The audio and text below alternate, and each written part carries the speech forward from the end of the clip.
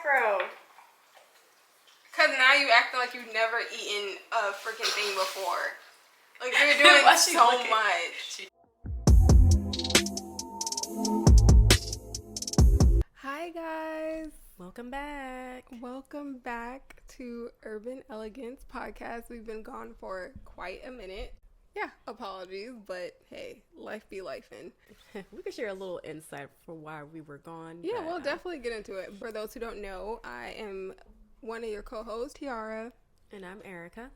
And yeah, welcome to our podcast. Yeah, so far a lot has happened. I did like a staycation in Dallas for the first time. That was around like 4th of July weekend. Been dealing with like landlord things of trying to find renters, which has been such an interesting journey. It's been a crazy journey, yes. But it gave us great insight on what we really want. Mm-hmm. And it was a great learning experience. I just think for now we're good where we are and just taking a step at a time. Yep. Because people be peopling, and it's just too much. This is why I need a break from people. Take that from her, because she's really doing a lot. I don't know if you guys can hear it, but like I gave our co-parenting dog bone or like a treat, and she's acting like she never ate a treat before and trying to choke. Yes, and she's had plenty of them before. Yes, while we're choosing to record right now, like she wants to be a main character so bad. And so yeah, we definitely had to deal with like some interesting renter stuff, house problems, like the woes of home ownership has been definitely interesting. Yes. I got a promotion. That was fun. Mm-hmm. Kind of crazy. So, and then also like we recently just celebrated like a birthday of one of our family members and had an interesting night out. Yeah. in like Dallas nightlife, which is so interesting. Everything's just interesting. It's just I just sit back and observe. Yeah, definitely. So, we also had a potential stalker outside of our house, so that was cool. That's exciting. And then, for us to not be in like the center of, I guess, city life and all that, it's still like a lot always happening. Yeah. In the countryside. Like, you would think this is the most tranquil place, which for the most part it has been. Yeah. But it definitely has been some things that we didn't anticipate at all, or at least I didn't anticipate it. And that comes from like our animal stories that we shared here and there, and then also like people, because people are peopling. Yes. And you know what? I prefer the animal stories over the people stories, because I just, I'm just thinking now, if we were in the city, we would have to deal with a lot of people. Like, I'd rather deal with regular animals than people animals, because they do too much. People, it comes down to that choice of, what do they say, if you're in the woods and you have to either like if you have to either fight a bear or a man, like which one are you going to go after? And everybody says I'll choose the bear because it's the safer option, and I definitely wholeheartedly agree with that statement, because these people are crazy. Like, that's the only way to really describe them. Insane.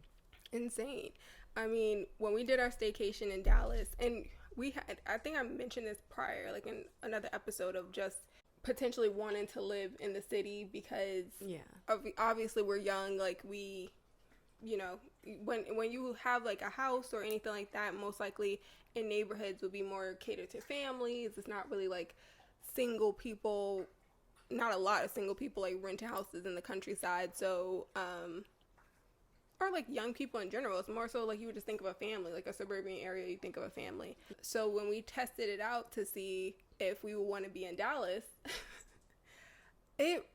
first of all, it was downtown very jarring. Well, specifically. Yeah, downtown Dallas specifically. And of course it comes with like uptown is more expensive. So, which was also an option for us. We didn't do a staycation there yet. So, haven't really seen that life, but I don't really see it being that much different, because uptown and downtown are very close. Yeah, in and proximity. it's very small. And when telling people that too, they were like, "You're gonna be around a lot of older people when you're in Uptown too." Yeah. Especially those, and I know the age group, so I'm just like, you know what? Yeah, Uptown is definitely probably like old money, most likely, just like older finance men, 50 plus. Okay, we have to get that from her because I feel like they can definitely hear it. She got closer. She really wants to be a part of this. Pearl, and you're getting closer and closer. Yeah, I think Uptown is definitely a lot of like older men living there, and like more white people. Like, I mean, you know, it is what it is. But when we were in downtown Dallas, everyone stays at this same Airbnb. Like it's kind of like a loft apartment system. Yeah, type right of next thing, to a hotel. Right next to a hotel. So it's very confusing when you get there trying to find your Airbnb. And then on top of that, I was surprised as to how much homeless people, or politically, let me be politically correct. Well, I don't know, because homeless, or I don't know. People were trying to say there's a lot of homeless people or unhoused people. Homeless. Homeless. That's not funny.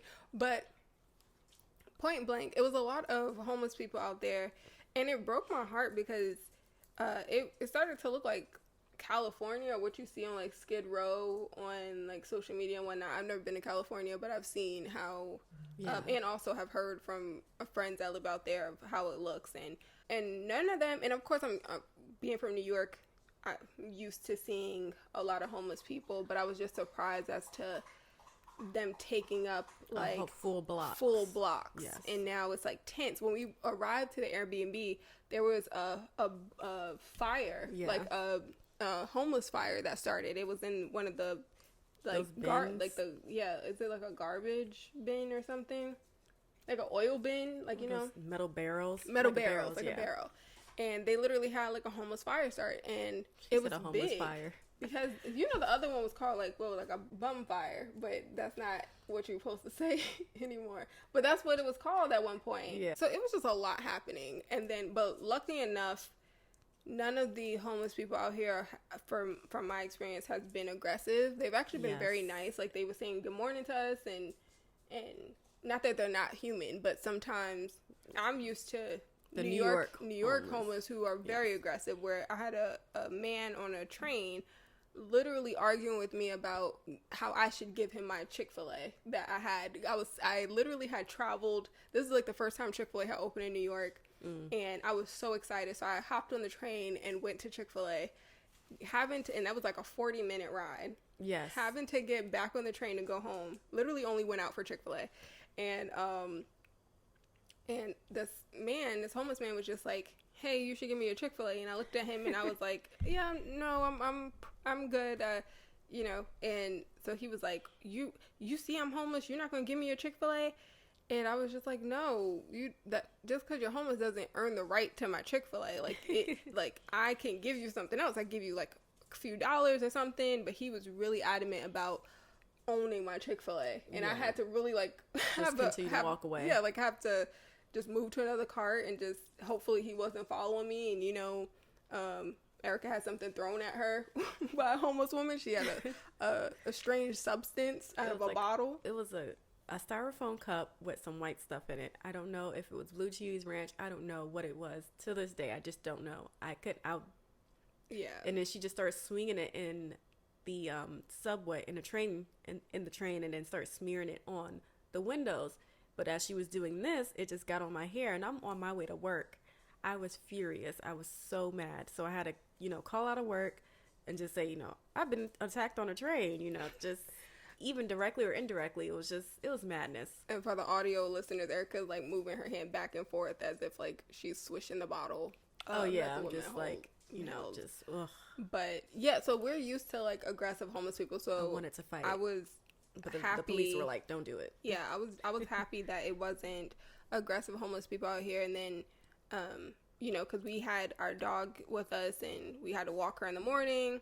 And then it was just strange characters because some people who were at the Airbnb started kind of trying to follow us in our Airbnb. And yes, it was just a lot happening. You choose the bear because the men were doing weird stuff. Yeah. You don't even stay on this floor. Why are you at this floor at 2:00 in the morning. So we got back from hanging out, having fun, and then come back to walk the dog.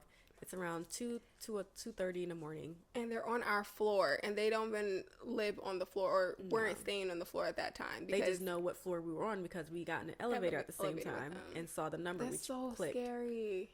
And then they were trying to ask us, like, hey, do you know the places to hang out and do all this stuff? And we're trying to, like, tag along with us. And I'm not here to be a tour guide. No. I still consider myself a tourist, even though I've been living here for 3 years. I'm like, people act like they, people like to play stupid. It's hard to Google. Yes, Google, Yelp. There's, what do you do when you travel outside the country? Yeah. But I think that was a great experience because Dallas itself is very small, and I'm used to a very big city, especially from being from New York. I think we're so used to we're used to a whole island of city. It's a huge place. So and especially Manhattan and even Brooklyn itself. So it's so big, and I feel like downtown Dallas or Dallas in general is like a square. It is. It's just a square. Everything closes early. And listen, I'm not gonna say I like some aspects of nightlife in Texas. Yeah. But it's not difficult to compare because I'm used to a certain way with New York. Like, if we lived there all our lives, so of course it's going to be a natural comparison. Even though I try not to compare because it's two different places. Mm-hmm. But then that just kind of like solidified, like, I don't know if, maybe one day I'll have an apartment, maybe I won't, I don't know. Yeah. But right now I'm kind of content with loving how I live, and my neighbors aren't crazy, except for the animals, and I have a clean house. I don't feel unsafe. There's no homeless people around. Yeah. We look out for each other on our block too. Like, yeah, like I feel so comforting now because the fact that next door there's a brand new house built, new family came in, and this is going into like the stalker story where our neighbor had knocked on our door middle of the day, and I'm just, I'm very paranoid. I'm not going to answer any doors. Yeah, we're like, why are you knocking like why that? Are you like knocking? The police? Because usually we're used to salesmen. Like, people come up and they try to sell us something for like solar panels. And the lady next door, she was like, hey, I'm your neighbors. I was going to leave this note here. And she really wrote a whole like note in like Sharpie. And I was like, oh, that's so cute. And then she was like, I don't know if you have cameras, but there is a man who, parked his car like in front of y'all driveway, and he just stood out there. He came around like 4:00 in the morning, and I believe like the lady's sister is a nurse or something, so maybe that's why she was up. And of course, if you see a strange figure outside, you're like, okay, now I'm not going to bed because who is this standing outside? Yeah. So we had like a whole thing. Now we have like security measures put in. Don't know who the man was. Have an idea, but not really 100% sure. Allegedly. So alleged. And so it's just weird stuff. All like why we naturally just get stalked. And I'm not trying to say that on no conceited stuff or like, oh yeah, when people just cockiness, but it's really like we have a tendency where people follow us.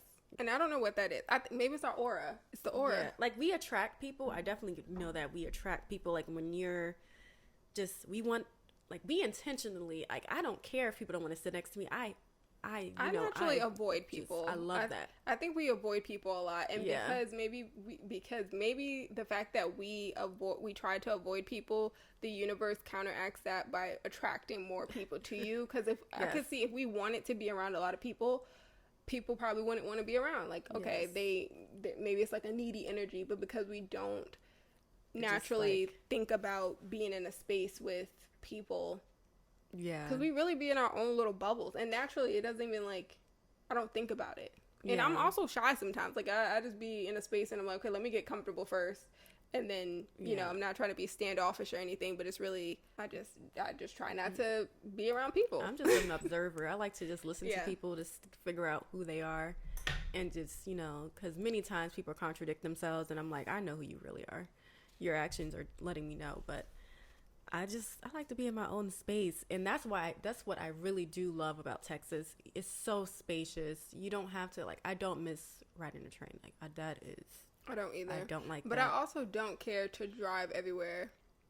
Yeah. I mean, I like knowing that I don't have a parking space or it's not going to be too difficult to find a Yeah, parking like space. parking is not expensive like New York. Right, but I don't necessarily enjoy driving everywhere.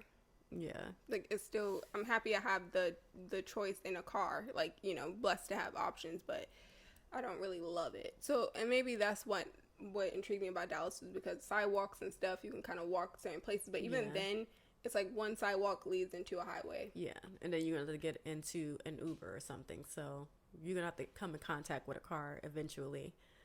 But, And then when we were in Dallas recently for celebrating our cousin's birthday and his wedding anniversary, it's just a different thing of seeing the nightlife out here and different feelings that I constantly just been feeling lately, you know. So I feel okay. So we were downtown Dallas and went to this place called Paparazzi. For those who know Paparazzi, it's a weird place, and I wanted to do a review on it because it was a lot that was occurring. Like, we got there at 9 for a dinner reservation. Yes.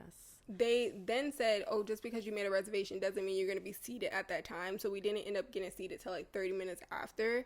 And then they crowd you in this little table. Yeah. With like, we had like 9 people. And I guess they were trying to make it like a Miami vibe, New York nightlife vibe, because there's some places that are popping up that look a little bit more summery and like they're trying to life. evolve downtown.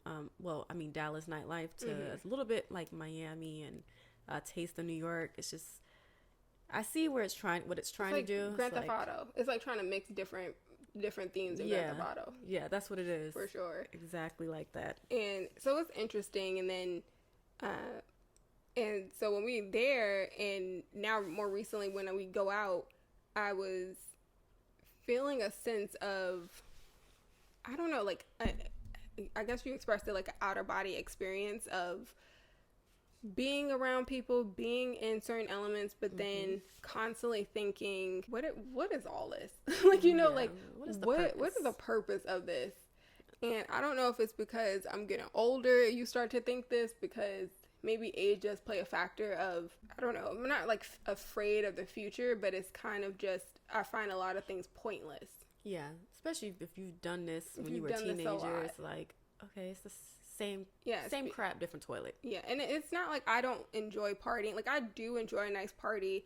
I enjoy having fun, but then it comes to the fact of like nightlife now of just being a status type of thing. And people, and I can see people trying to chase a certain vibe or a certain type of moment. They're chasing this feeling of, I guess, happiness, euphoria, or, you know, just on top of the world. Or trying to prove something to people. Yes. But just looking around and seeing, like, you know, when you go out, it's now like section culture. No one really dances. It's like you get this cheap liquor. Yes. These guys that look lonely, that just look like they just stay in the corner. And then women that look desperate.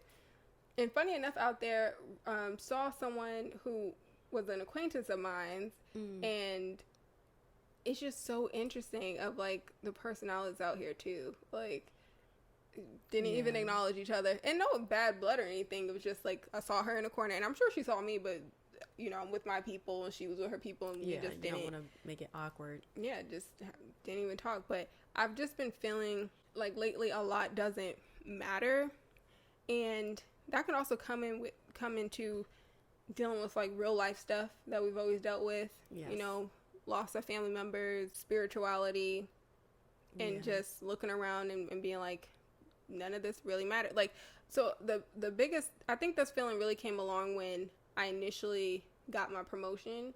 I think, you know, and Erica always has heard me say this, like, oh, if I just get here, my life is gonna be good. If I just get to this next step, yes, like on my goal plan, everything's gonna fall into place. Yeah, everything's gonna align and it's gonna be perfect. And then, you know, you want something so bad and you get it, and then it's like, oh, it's not what it's cracked up to be. Okay, it's not what it's cracked up to be, but also, you put something on such a pedestal, and then you realize like life is just still gonna life. Like, it's not like nothing.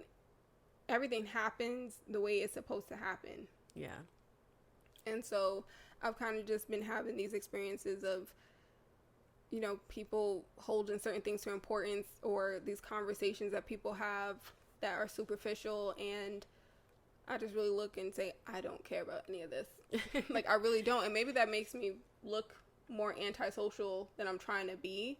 Yeah. And maybe that's also a part in why, you know, acquaintances that I make out here, or any type of like friendships I make, we're not on the same frequency because we have a different level of understanding of life. Yeah. Like, there's certain things that aren't going to feed me like it feeds them. Yeah. And I think that's like maturity, as well as when you mention spirituality. I've had those feelings as well. And I know as I kept, you know, having that tugging feeling, and I use the word tugging intentionally because I believe it's like God trying to wake you up. Like, hey, there's more to this, and your spirit feels it. There's more to this than that. And you want to do something meaningful and purposeful. And it's good to have fun and everything, but sometimes you're just sitting there like, this is really pointless. I could be doing something else with this time. But the thing is, I don't look at the people that's out as like having fun. Like, none of them look like they're having fun. There's no having fun in that. And the ones that look like they're having fun, the ones that do, you can tell are having fun, are literally in a whole different world. Yes. Like, they don't have a care in the world of how they look if they dance. Like us, when we out and we want to listen to a song, we're not trying to just sit there and like be cutesy and be acting like, oh, we can't, like, you can't enjoy a moment. It seems like everyone's at a standstill, because also everyone thinks they're a celebrity. It's like a weird thing. It's like everyone's trying to be a main character, when a lot of them are supporting cast members. Yeah. And not even, there might be extras. A lot of them are extras. A lot of them. And it's okay. And they're extras that don't even have a part. You don't even have a talking part. No, so you're just really a blur. But that sounds so yeah, mean. no, it sounds mean. No. And not saying that I'm a main character. I just understand that it's okay. And I know everyone wants to feel like that special person. But and if everyone wants to be that special person, then there's nothing special. Ooh. So it's just... We can't all get gold medals. Like, it got, because there's no significance in it anymore. Yeah, it has to be certain places. Yeah. Like, everything has a balance. Yeah. Like, let's be honest. But I really do think that mentality of everyone thinking they're celebrities is hilarious to me. Really? And honestly, celebrities because who are you But who are you impressing? But who are you trying to impress? Like, I'm just trying to really figure this out. The masses? Or try to give off a facade? Mm-hmm. And that's what a lot of it is. And I'm not saying, like, you can't have confidence in yourself. I think it's a difference of having confidence and, you know, of course, if I walk around, like, no one's going to tell me I'm not that girl. Like, I don't care if no one sees what I do and know what I do or knows me. Yes. I'm going to walk in a place because, you know, my head held high because I am that girl. But I do think when I can tell that you don't believe you're really that person, but you're trying to, like, convince me in, like, a off way that you are, and it's not even in a way of authenticity. That's what I don't think it's authentic. It's not true confidence. It's not true confidence. Yeah. And it's not even like fake it till you make it. It's really just you're selling ish, and I smell it. Like, I don't care for that. And then also a lot of their personalities aren't nice, so it doesn't even match up. Like, you know what I mean? It's you have a superficial personality. Yes. And then you're trying to convince me that you're important, and you're not. And so I look around, and I'm just like, none of this matters. Sorry, guys. I'm also kind of, like, sick and recovering, so that's why I'm drinking tea a lot, and my voice may sound a little different, but... Yeah, but you sound fine to me, though. Okay, good. I'm, like, trying not to cough. Holding it in. About to burst. Hold it in, child. Hold it in. But I hope that makes sense of how I'm explaining that, because I don't want people to take this as you shouldn't have confidence. I think everyone should have confidence, but I think it should come from an authentic place. It shouldn't come from you trying to put someone else down so you can be confident. And that's what I feel a lot when I go out. Yes. It doesn't feel like everyone's, you know, confident within their own right. It feels like you're trying to put someone else down to make you feel important. And I don't know, because the personalities we ran into when we went out, like, the girls were interesting. I didn't even pay attention. I was observing. To the girls. I was paying attention to the guys' personalities, and I was just like, I was paying attention to both. I was looking around. I was like, I was like, this is a sight. With the girls, it gave desperate though. Yes, Even just very sad. Not even just that night, just multiple nights in general. The things that I see some women put up with. Yes. Actually, not even. It seems like a lot of women. It seems like all the women. Maybe I know one person that's not putting up with something. Yes. It seems like every person I've encountered so far. And I'm just sitting there like. I'm sitting there like, what in the twilight? And that's maybe why I keep feeling like none of this, like, I feel like an out-of-body experience because I don't fit in here. Like, I don't fit in this realm. And I'm not talking about just Dallas. I'm talking about in general, in our generation. Because this is honestly the world. Yeah, I'm talking about, like, in our generation and in these eras. Yeah. I truly feel like I'm from a different era. And I'm trying to look around and be a part of what I'm supposed to be a part of, but it's just not clicking because maybe in a different life, I just experienced a different life, and it's kind of like intertwining in some Black Mirror stuff, and I'm like, I'm not supposed to be here. It is not just like Gen Z; it's millennials and some Gen Xers. I'm like, what is happening? Because this is, I don't know. The soy. The soy is messing up. The soy. It's the soy. The formula that they were fed is something in the water. No, when you think about it, I saw on Instagram, someone said, give some grace to the people of the earlier generation, like millennials, everything, because some people are crack babies. Some people are from the crack epidemic. Yeah. Which I believe. Oh, yeah, that's true. So there is trauma. It's like generational trauma. So that's when you think of it like that, you're like, It's like, I don't believe that's when our twin be twinning. We just like okay. Yeah. But when I saw that had me weak. But also has some truth into it. No, it's very true. Very, and very, some people very, still today very. are on some crack. I didn't know crack was still being used like as much as it is today by people of, my... I think we were confused with I was confused with like heroin because, people, I used to always associate crack with heroin. Nah. They're on the Coca-Cola. Had to take a sip of my drink. Because that is wild. But, hopefully, everyone wild, got their thing that they're fighting. It's wilder of just seeing what women are putting up with. Yes. Like blatant, just intentional disrespect. My mouth was just dropped open. I'm just like, this is really happening. Like, you think it looks like a Tubi movie, and because it's so like, no way. There's no way. So one night when we were out, we witnessed was we witnessed a guy bring in, he was with his girl, and we witnessed that he brought in other girls into his area, like his section, and then because the girl he brought in, she got up and she went to get a drink, she went to do something, came back, he put 2 other girls in her seat, and then she turns around to him and I guess is, protesting like, hey, what's happening, like, that was my seat, and I don't know what he said to her, but she stood up the rest of the night. And I was just looking back and forth because I was like, wait, is he gonna tell them to get up? But he brought them to the seat. He escorted them to that seat. I don't know. That's the thing. I'm not sure if that's his girl or they just playing around. But regardless, if you're talking, playing around, if I was talking to a man, if we're just talking, we're not boyfriend and girlfriend, it's certain respect that you give to people, because that's ridiculous. Even a friend, even if I was it's a platonic friend and I'm sitting in a seat and he brings 2 other girls to sit down and I'm standing, I will leave. I promise you, that is not the first time he's disrespected her. That was crazy. That's why she's used to it. Though. And she's a beautiful girl. Pretty. Beautiful shape and everything. I'm just like, and I said, over him? I said, you're putting up with this? Ain't no way. I was so confused. I was like, this can't be reality. Because when you're a beautiful girl, the world is your oyster. Like, you have so many options.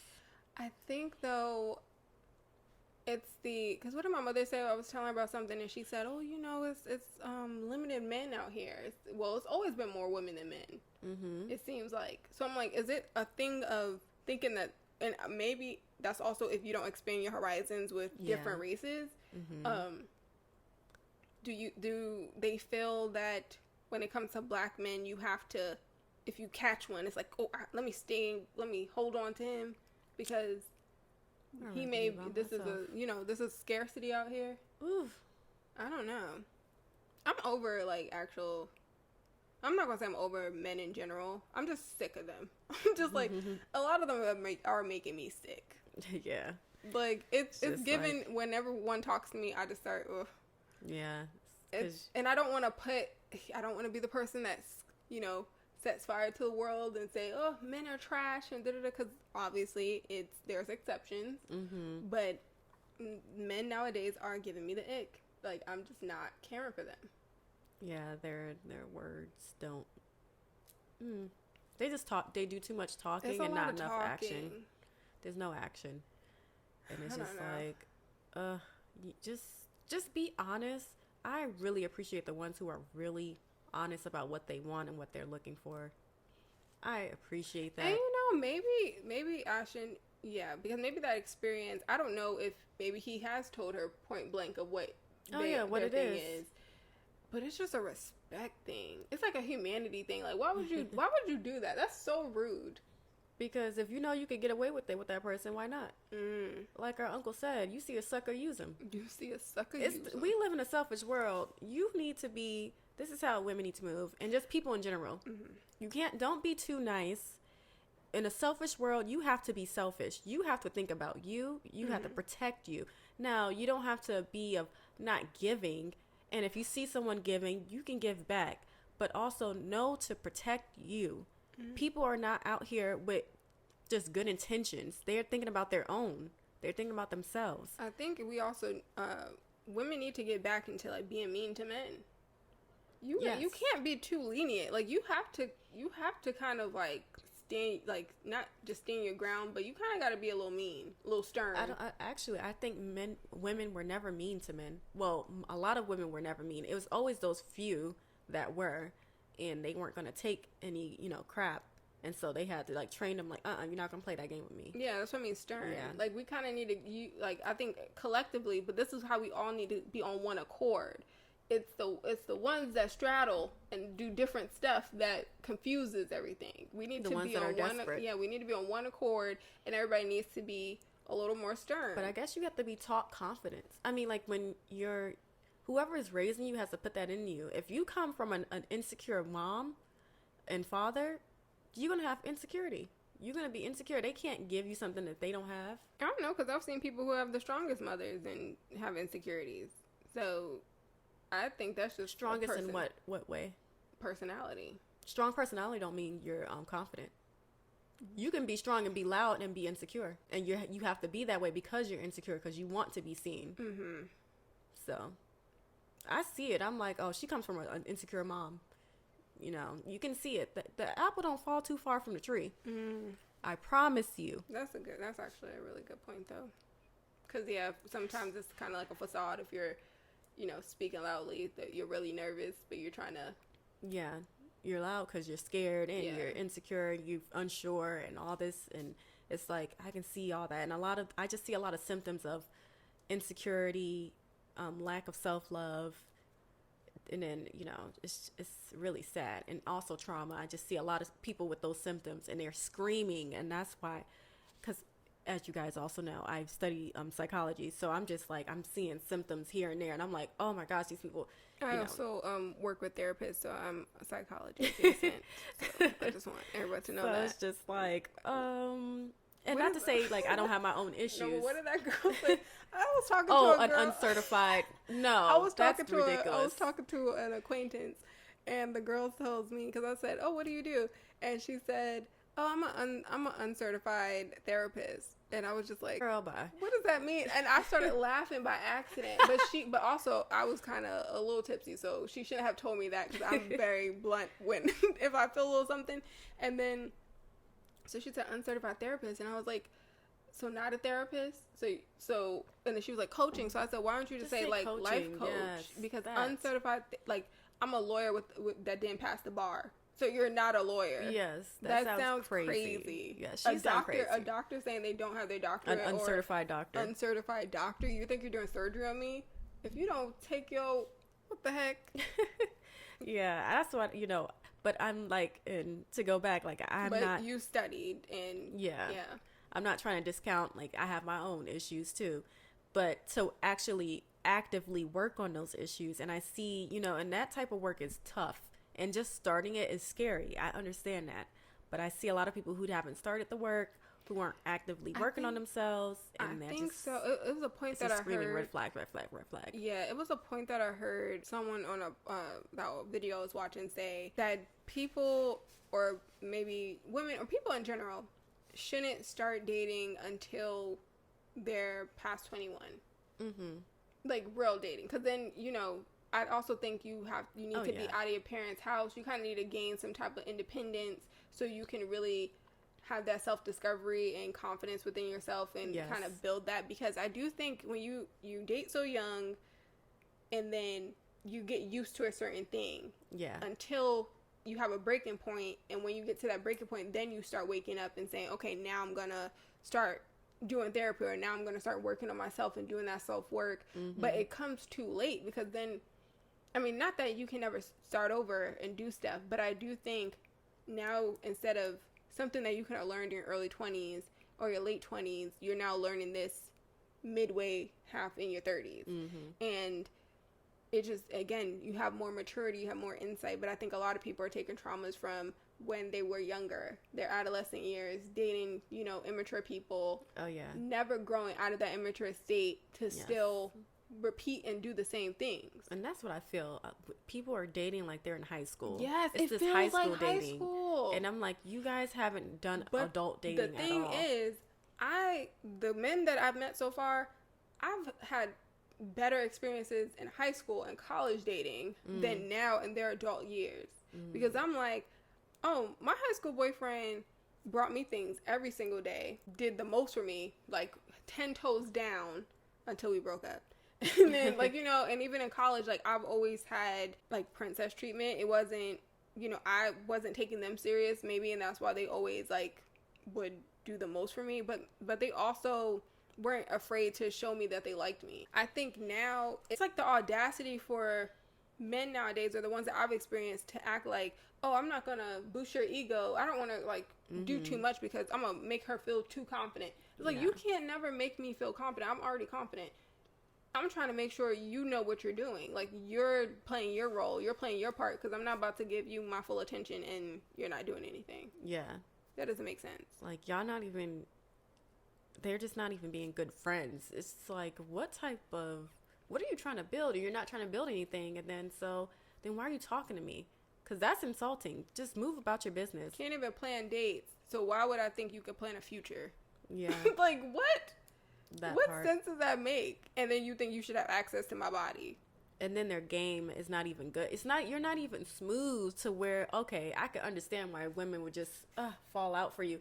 Your game is whack. Like, I see you. And it's just like, does this work on anybody? It has to work on those, I almost said something, those silly women that they just want attention from any old person. I mean, it's like that, what was that Tyler Perry movie we watched, Divorced in the Black? And that movie had a lot of negative critiques to it. Mm-hmm. I don't know if people actually really, I mean, I guess they're tired of, like, Tyler Perry feeling like he makes the same movies, but that movie actually had a great message. Well, it's dramatic, like pulling somebody out of a casket, doing all that. Yeah. That's theatrical. But when Megan Good's character and her father were talking and they were having, like, these deep talks, I was like, this is an actual great message that women need to hear. Yes. He said, when is your, like, why would you let this man treat you like this if you were blessed enough to be raised by a father figure, or have a father in your life? If your father never treated you like that, why would you be succumbed to getting treatment from somebody like this? Yes. And that's something that's always in the back of my mind. I'm like, the finish line of disrespect. I'm like, my dad put me on a pedestal. I refuse to have any other treatment, because, and also, if one day, if I ever have children, I wouldn't want someone to not put my child on a pedestal and treat them nice and and make them feel like they're the most special person in the world. Like, I just think it's like, Yeah. That makes me think who didn't care for you, and then you really need to do some inner childhood healing. It's screaming that, and a lot of people have issues with their parents that they don't want to talk about, that they swept on the rug. And it's like, you don't like your mom. That's what a lot of people don't like their moms. Yeah. I'm seeing that a lot. I'm like, you didn't like your mom. I could tell. Or you don't like women in general. Yes. And you're really fighting with your homosexuality, and you need to go figure that out. Because it is a lot of down under, and I'll be looking at them, and I'm like... She said down under. Because a lot of them are hiding, like you're fighting with some demons that I can't help you with. Yeah. And if you really need to, like, pop out that closet, because... It's given that. Just being your truth. Being your truth. Come to grips, like, what you went through with your own mother and, you know, get a handle on that. Or if you are also fighting with something else, just be out front and free, because why are you doing all this? This is too much. You're doing too much. And life is too short. But also I just see a lot of that. I see a lot of people who have issues with their parents, especially the maternal figure. I see it a lot. And then they say certain things about that person, but they don't want to say they don't like that person. But everything you're saying about them equals to dislike or close to hate. So, you know, you just let people speak, and you will learn who they are. Just let them speak. Let it just all come out. Yes. Always be silent. I am always silent when people are, and that's why a lot of people think I'm shy and whatnot, but I just be listening. Yes, because they're telling themselves, especially if they always making it seem like they're the victim in something. Mm-hmm. Oh, man. Especially, and I don't think guys realize this, but when I'm talking to guys, when they tell me stories and they were done wrong and blah, blah, blah, and blah, blah, blah, I'm just looking at them like, I'm never going to talk to you again. Another red flag is, like, if they talk so bad about their ex. Mm-hmm. Because I'm thinking now, they did this, they did that. Okay, what did you do? Yeah. Why did she have this reaction to you? Yeah.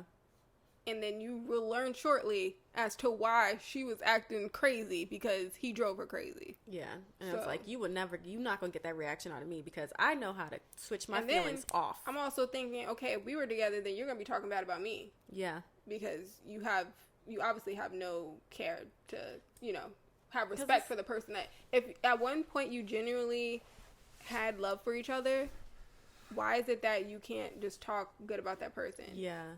Even if it ended in, like, a way, unless it was like, it was physically abusive and, like, so emotionally damaging, I just wouldn't speak on the person. We're just not together. Yeah. I have nothing to say about this person. And it's because it's just like a job interview. If you're going to a job interview and you're talking about your previous job, they're not going to hire you. Yeah, you're speaking bad about them. They're not going to hire you. You don't do that. So you're telling me, like, oh yeah, I wish I had more of this, but I could have brought this. I could have done this as well. Take some accountability, some self-reflection. I love hearing that from people, and I'm like, okay, that's a healing. That's a person that's being healed. My previous job didn't care for the company, but I didn't go in an interview like, oh, they did X, Y, and Z. I was like, they were so horrible. I was just looking for a different opportunity. And that's really what you're doing when you get a relationship. You're just like, I'm looking for something where my path aligns with that person. Yes. Because that's a new thing I like to say now. Our paths just don't align. Yes. We're on two different accords. You're down this road, I'm down this road, and my road only has one car. It can't fit much. Glad that we could catch all up with past shenanigans that have occurred. I'm pretty sure there's many more to come. And this summer has kind of just flew by, like, pretty quickly. We're already towards the end of August, so... I was about to say July. Oh, my gosh. No, this time is flying by. And I think they're triple digits. I think the government is doing stuff to time. Because the way my clock just disappeared, like, time just flies by so fast. I think it's God. I think things are speeding up for a reason. It's getting closer and closer. Okay, we're not going to talk about judgment. We're not going to talk about no judgment like, there. It's just like, time is moving faster. I was just saying, I just think it's a spiritual thing. I think time is speeding up because God is, speeding it up, And so that's why he's tugging at us to wake up and basically wake up and smell the coffee. There's more purpose to life. There's more things that we need to accomplish, and I can't wait to accomplish those things. Yeah, and then it just comes, continue to open up more blessings, and then working on the woes of adulthood, which is this house situation, which maybe next episode we'll dive a little bit more into that and talk about and you that. guys can give us your opinions and recommendations as well. Excited to do that. This weekend we have our nephew's birthday coming up. My bubas. He's my cousin nephew. I'm Southern, so do with that what you will. She's his that's her second cousin, but he's like my sister, nephew. He can never call me by my first name. I would never allow that. That's disrespectful. He would call you Tiara. I would be like, what's up, T? No, never. I'm an elder. I earned this title. Now I understand why our aunts be going so crazy. I'm like, I earned this title. Yes.